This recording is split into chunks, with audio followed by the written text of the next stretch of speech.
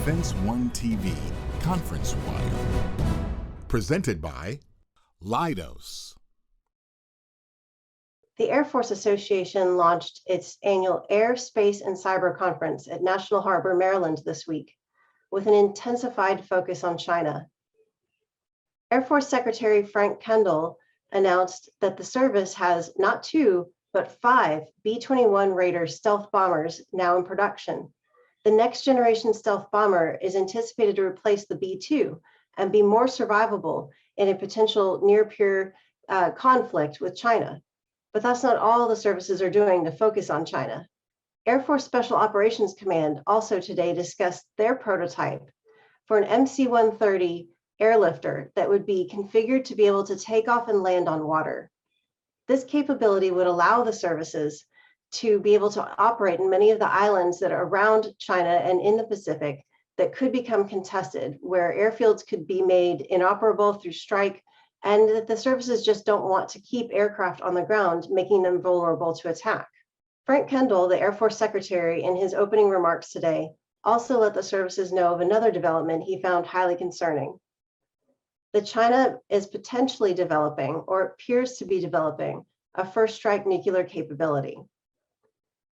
It's developing silo-based ICBMs, which are important to be compared to submarine-based nuclear missiles, because the silo-based missiles are far more vulnerable and would be used in a first strike because they wouldn't survive to be around for a secondary strike. All of this emphasis on China comes as the Air Force celebrates what has been the largest humanitarian airlift in its history just weeks ago, when C-17 from Air Mobility Command and a host of other Air Force aircraft and coalition aircraft took 125,000 Afghans, American citizens, and foreign nationals to safety in the end of the now 20-year war in Afghanistan.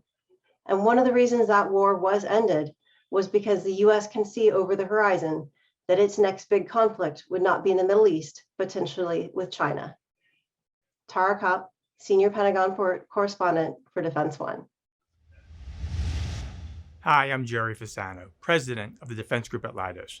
We'll be at AFA this week at booth 1213, where we'll be showcasing how your mission fuels our innovation to support both the Air Force's and Space Force's 21st century strategies. Leidos leverages trusted AI across our offerings, from resilient enterprise IT solutions to emerging technologies essential to the advanced battle management system. Stop by and ask for a demo. We're easy to find, right by the purple column.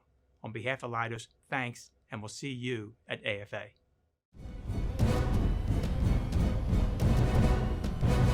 Defense One TV Conference Wire.